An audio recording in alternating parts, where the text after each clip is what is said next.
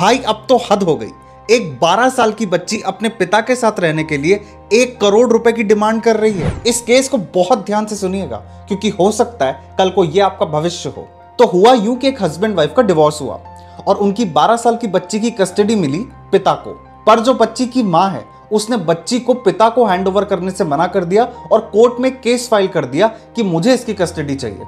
अब जब तक केस चला बच्ची मां के पास रही और कुछ महीनों में बच्ची के बिहेवियर में ऐसा चेंज आया कि जब बच्ची के पिता उससे मिलने पहुंचे तो बच्ची ने अपने पिता को डंडे से मारा। इसके बाद पिता के वकील गए बच्ची से मिलने और उन्होंने कहा कि बेटा तुम अपने पापा के साथ रहो।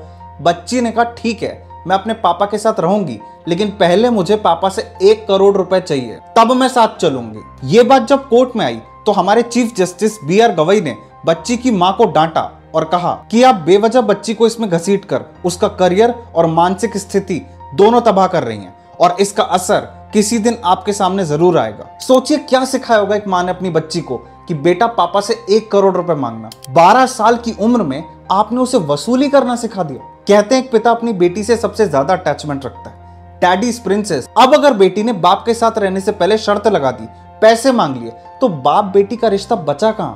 अच्छा आजकल मैं देखता हूं 18 साल से कम उम्र के बच्चों को पता है कि दहेज क्या है और एलिमनी क्या है, फेक केसेस कैसे करे जाते हैं, कैसे फंसाया जाता है, दहेज में थार चाहिए कि फॉर्च्यूनर चाहिए। बच्चों को इतना इनसेंसिटिव बना रहे हो आप। ये बच्चे आगे चलकर किसी से रिश्ता बनाने लायक बचेंगे?